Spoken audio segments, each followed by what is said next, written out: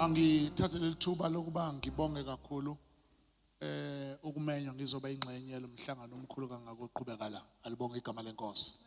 Thank you so much. Angibulise kakhulu ko bishop abakhona. Thank you so much. Asibulise prophetess nawo bonke abantwana bakaNkulunkulu abakulendla ndawo obaba umama intombi nezinsizwa egameni lika Jesu. Amen. I'm not going to be long bazalwane ngizoqampuna nje one abalekela ama distractions. Ungashiyi ikhaya and come here uthi sewula ebese uvuma ingqondo yakhe intande ingabi bikho la. Amen. Kunezwi likaNkulunkulu lapha kuMatthew chapter 11 asizokulifunda elithi la uJesu ethi lesisizukulwane ngizosifanisa nani. Abazithi ngizosifanisa nezingane ezihleli esicaweni zimemezana enye kwenye azikho la ngalente la zenza okunye endaweni yokunye. Elesingisi lithi like children in the marketplace. A marketplace is a place of transactions. Kodwa laba bona ingane zihlalile ziyamemezana during that time. Here sisendaweni yema spiritual transactions. There are people that have been healed already. Kunabantu abapholayo, kunabantu abareceive izinto uNkulunkulu ebebemethembele zona. Ngesikhathi wena ulibe lokudlala, you missing out. So stay focused. Bishop Asbonge, one ngila, thank you for setting up the stage. Umoya ingcwele une mood. There is something esibiza ukuthi mood of the spirit. La khona kwesikhathi uthi uyathandaza bakubona ukhala. Bacanga ukuthi khala wena. Kanti uresponda ukhalela umoya ingcwele ukhala ngawe. Umoya ingcwele ukhala ngawe. Now abazana bayazi lonto kwesikhathi umoya ingcwele ahleke ngawe. Kunento ekuthiwa mood of the spirit. uNkulunkulu akasebenzi engazange aqala athi set the mood. So through the bishop umoya ingcwele uvele wa set mood. Kanti uyazi ukuthi emveni kwaloko angithi niyazi ukuthi odokotela kukhona laba abaspecialize ukuba bahlinze expose bese kuba khona laba bazothunga. Amen. Kuyezwakala abazalwane. Now through ministry ka prophetess sesihlinzwe kwakhishwa lezi zinto ezirong. Kuyezwakala abazalwane. Sathungwa. Kuyezwakala abazalwane. Mina sengikuzele angithi uyazi ukuthi mawuzohlinzwa ulala khona laba bakulalisayo. Othi mawusuqedile bese fika esezobona ukuthi uyavuka ubuyele wodini. Ngizokwenza lento ukuthi manje hamba uye wodini uyoqhubeka nokuhila. Hallelujah. Hamba manje ewodini uyoqhubeka nokuhila kodwa isikhishiwe inkinga. Ya ungacabanga manje angisezile nenkinga manje sengizokumonitorisha ukuthi uyaphaphama yini. Bese ngithi onesa bakuqhube bakufake ewodini usuyophuza imedication nje ewodini uzodischargewe. Awukuzwa. Yeah, so ke ikona lokho engizokwenza ukuthi ngizothi nje ayivuka. Ngiyacela sibheke lapha Luke chapter 22 verse 31.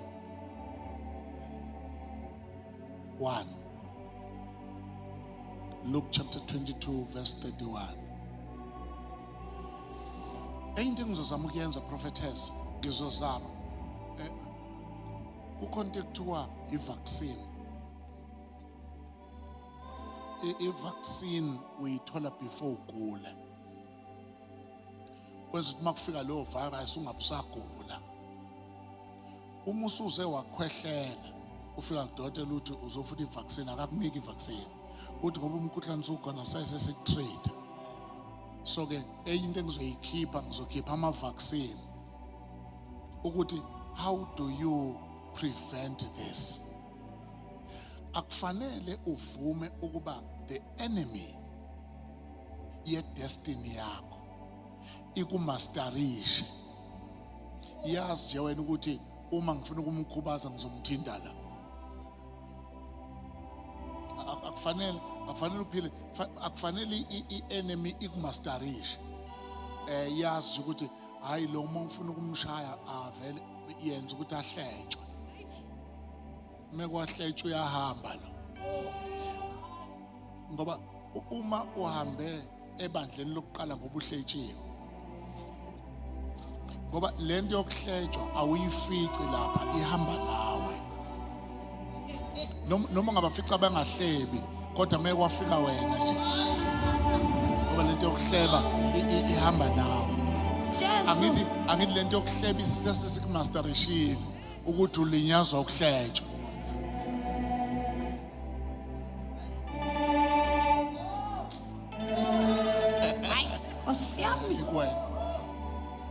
Yabona, so usho wena uzowaqeda amabandla. Yabona, ngoba lento yabona ngisho lento yokuqoma, yabona lento yokuqoma hayi ukuthi ufica abafana abashelayo, lento yokuqoma ikwena. Noma ungafica beyilungele nje mekwafika wena.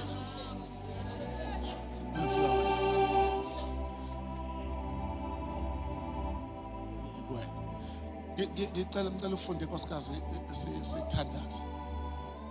Verse 31.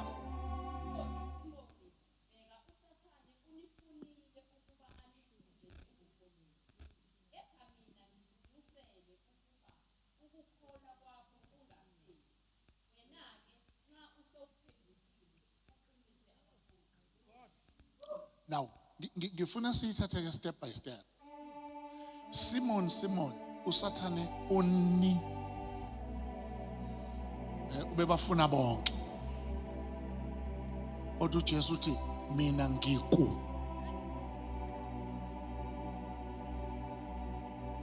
Yabona, akabanxuselanga bonke. Usathane ubafuna bonke. Ufuna ukunihlunga nonke njengokolweni. Kodwa uJesu uthi la mase nginxusa, anginxuselanga bonke, nginxusele wena. Yezwakala? So fanele wazi ukuthi ekuguleni kwakho kunomuntu onxuselwa. Hayi wena. The sifting, the shaking izofikela sonke. Kodwa uyedwa onxuselwa. Futhi izuthi unxuselwane akanxuselwa ukuba angashayikwa. Unxusela ukuthi ukukholwa kungapheli. Okushuthi uzongena kulento nawe abangena kuyo, kodwa nje into ukuthi awuzukuphelelwa ukukholwa. No, anikezwa. Hayi ukuthi ukukholwa akuzukuphelela ngoba unako, ingoba unxuselwe. Lokhu ukukholwa kumile ngawe, kumi ngalo okunxusele.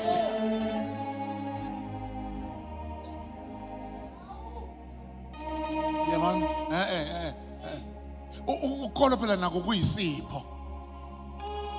So ukukholwa kuprotectwa umnikazi wakho. Awukwazi wena ukuprotect into engazange ivele kuwena.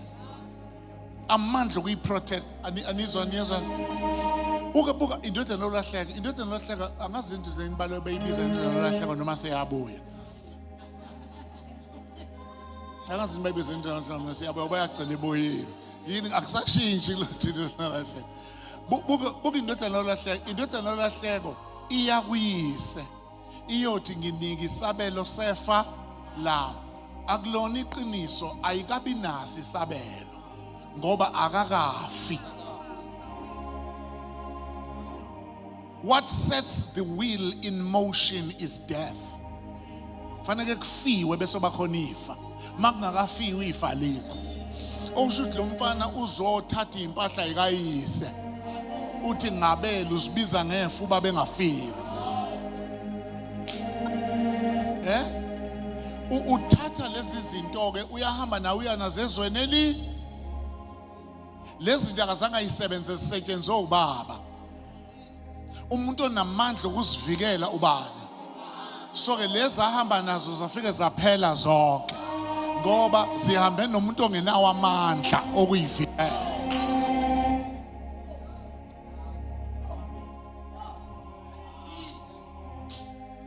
Mase iphelile kuyabuya manje. Ubuye usehamba yedwa. Nempahla ayigqokile azikho endulambile enjalo nje. Kuphele yonke into ngoba unqamule iorder ye kingdom. Ukuthi as long as ubaba esekhona you are subject to the Father. Now uphume phansi kolawulo likaBaba olumvikela. Hayi ukuthi ukumlawula kuphela, there is an authority that protects him.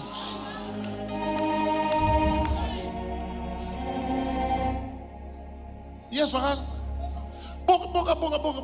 Obaba abakhonela kuphela ukulawula ingane. Ugcobo lusempikela ubavikela. Buka uma uJesu ezalwa eBethlehem laseJudiya, uHerod ufuna ukumbu. Lapha kuJesu kukhona uKristu omdala oneyinsuku. Ulapha kuJesu. Kodwa ukuthi noma uKristu emkhulu ulokheke emzimbeni omncane. uHerod ufuna ukumbulala. uNkulunkulu ukhuluma noJosefa ubaba. Uthi thatha umntwana ubaleke. Enye irresponsibility yobaba ukubaleka namadodana. Ngoba kukhona into efuna ukukubulala ongakabi nawo amandla okulwa nayo. Uthi uNkulunkulu uhlale naye eGibhithe ngoze ngikutshele mase kufanele kubuye esefile uHerod. Umuntu azobulala uHerod. Oh my God, uba uNkulunkulu ozobulala uHerod. Uyena ozofika musukubuyela. Musukubuyela engakasho. Ngoba uzothi uyafika ufika uHerod esekhona.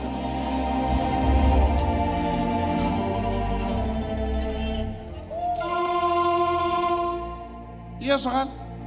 So asibuye ngikukhulekele ukuba ukukholwa kwakho njani. Okusho ukuthi noma ungadlula kulento ukukholwa ngeke kukuphele. Lalela, mawubona udlula kwistaff odlula kusho kodwa ukukholwa kungapheli. Ingoba kukhona okukhulekela ukuthi akungapheli. Wena ngokwakho ngabe kade wagive up kodwa kukhona othandazayo othi akungapheli ukukholwa.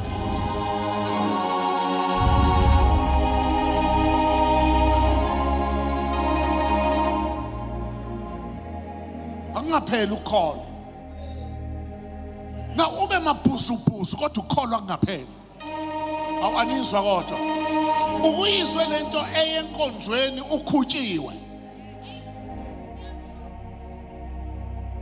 Uyithuke sewukhona ukukholwa kukhulekelwe ukuthi akungapheli.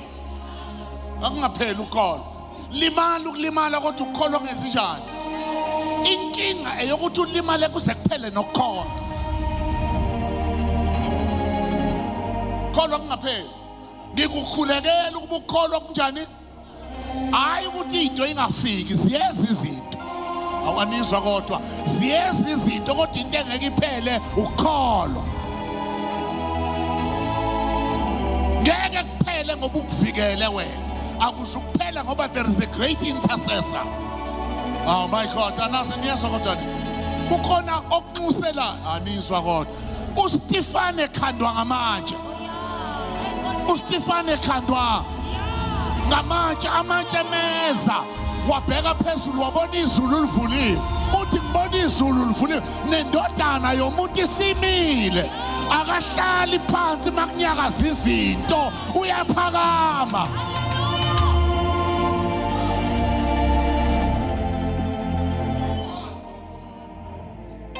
Njengoba udlula kulento odlula kuyona nje umile. Akakhulekeli ukuthi ungadluli kulento, ukhuletha ukukholwa. Awukodwa nizwa kodwa la endlini, ukhuletha ukukholwa ngezinjani. Ngoba into ayigadile ukukholwa.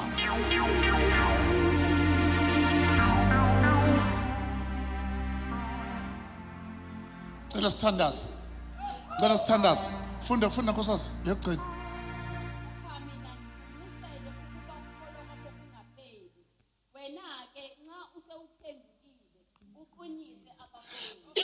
uzoke ezalwa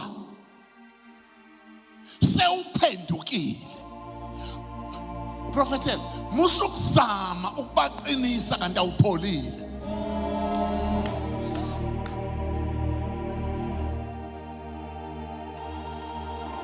Ngoba uzoke it's given.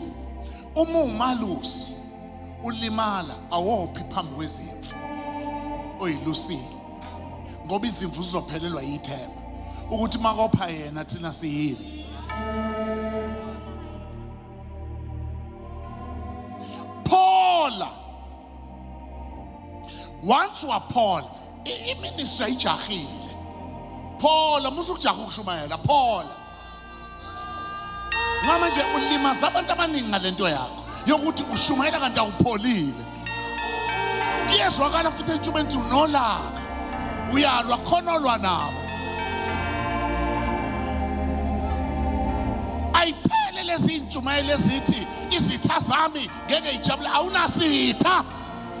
Awunasitha Paula. Mawusathi unesitha musuku uye pulpit. Ipulpit akulonela abantu bezitha.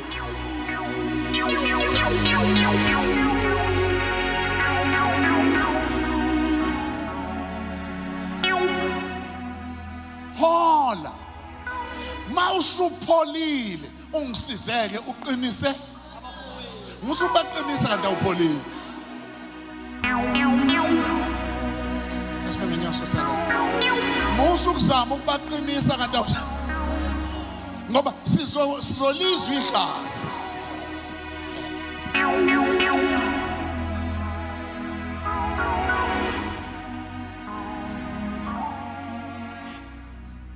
Paul, lento yokuphola awuvela uzipholele. You got to be intentional. Ukuthi Nkosi lento sengibambane nayo isikhathi eside. Isikhathi soba manje ngifuna ukuphola. Paul.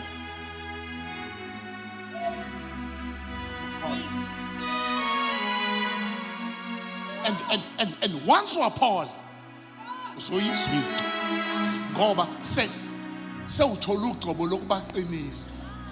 Okusho ukuthi prophetess in the spirit already una inkonzo yokubaqinisa kodwa isuspended until uPaul.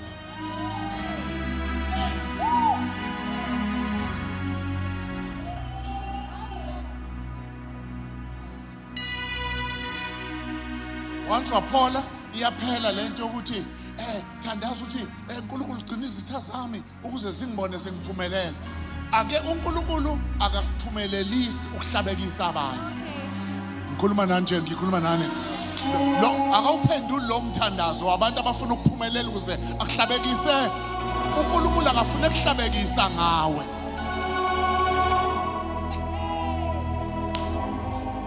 Leyo ntshumayelo iveza ukuthi kushumayela abantu abangapholile.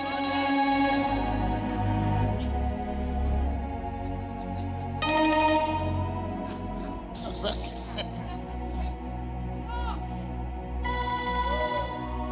Paul. Iyakuye nje uthi Mangcwele nalo qhubeka. Ngifuna ukudischarge manje. Angithi yabona manje ngikuphushele wodini manje yabona. Ngikuphushele wodini ngihamba ophola usuhlinzwe ikishiwe inkingi kodwa ufuna hamba ophola manje. Ubele bekunqakisa nje amaphilisi bekuphuzisa bekudress ilonda kufika isikhathi yakudokotela like sengiyakudischarge. I'm satisfied ukuthi uphola kahle. Hayi ukuthi uzophola namhlanje kuphela. Uzophola ewodini ubuye uqhubeka uyophola ekhaya.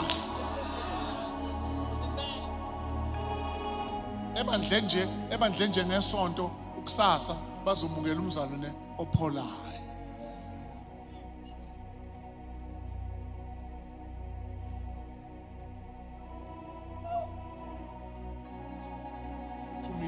Uphumile theater.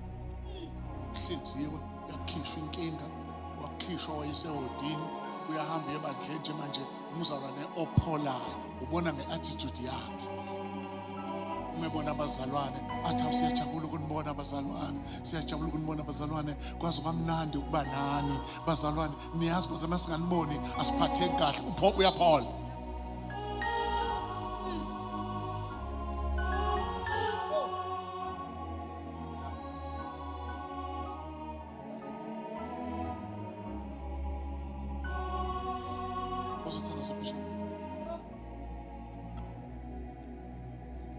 So masixhome izandla siyixhome phezulu.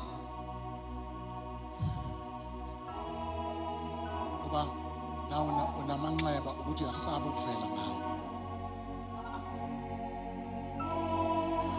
La ubizelwe ukuba kuzokhishwa lento. Khona into okuthiwa lapha enjeni kuthiwa umnqantuli. Inje ibona ingasahli. Ibona ingasahli. Ibona ingasahli. Ibona ingasahli. Gada lento yake ngifuna ukudla. Makuthinta izwi uvela ulimala. Khisha umnqantula. Mawakhisha umnqantula. Ikithi ukukuziba ukudla isaphola. Emveni kwalokho.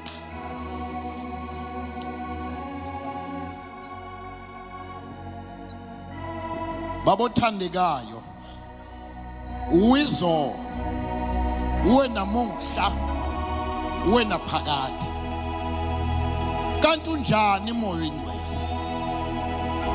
umthetho wakho uNkulunkulu wethu kanti unjani waze wakhuluma namhlanje hey waze wakhuluma moya siyabonga sibonga amandla ezulu sibonga inkazimulo sibonga ukukhulunyiswa sibonga ukukhulunyelwa sibonga ukulungiswa kade sizwa kwakhiwa moya namandla qhubeka moya ingcwele ukhulume nathi besihlezi sineyilonda kodwa ipholile baba wethu namandla wonke umjani kanti wena uyizolo wena muhla wephakade phakama monda casino moliva takasiana elamasiya elabasaya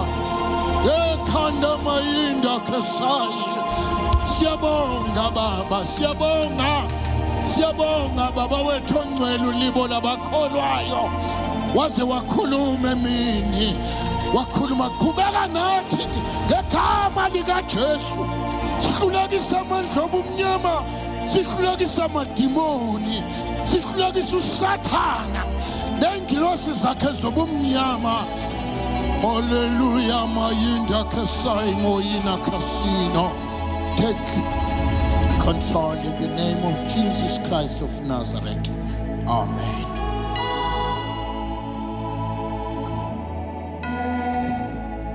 Ikamali lika Jesu limnandi empilweni yami lingukuphila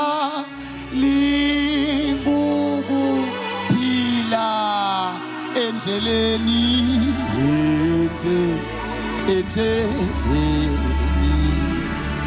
Elashele uBishop bathandekayo izandla ezinkulu kakhulu egameni lika Jesu. Awuphola man. Yazi kodwa namhlanje besizele kuleyo nto ethi nje phola.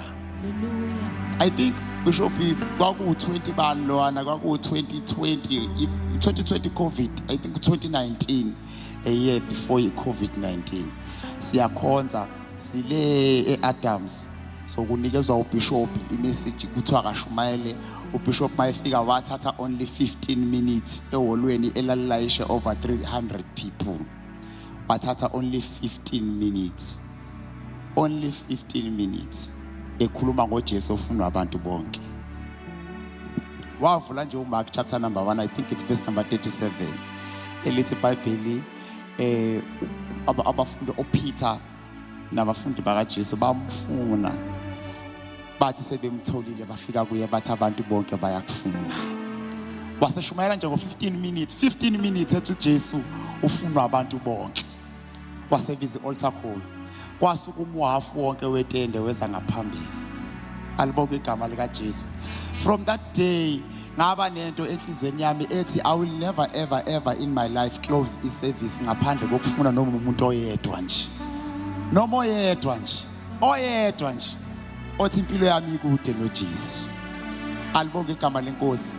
Asenzeni kanje bazane kawo bamsihlezi kanje before sigoduke.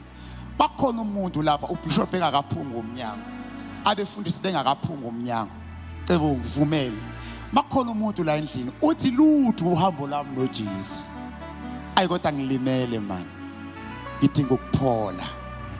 Ngiyayizwa imessage kodwa ngiyazizwa ukuthi ngikude kakhulu noJesu.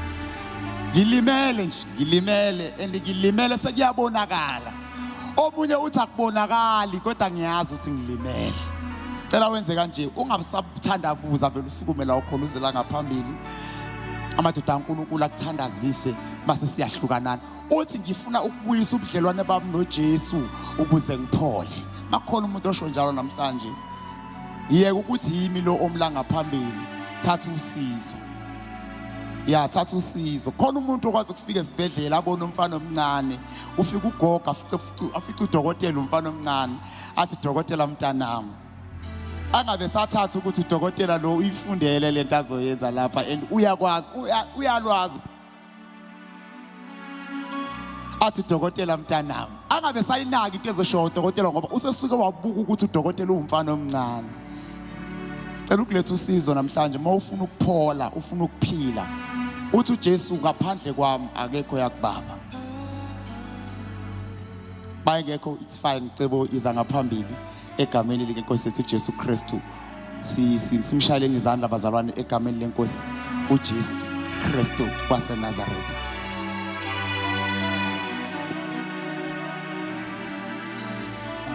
Sithathe leli thuba sibingelele Bishop baba wami.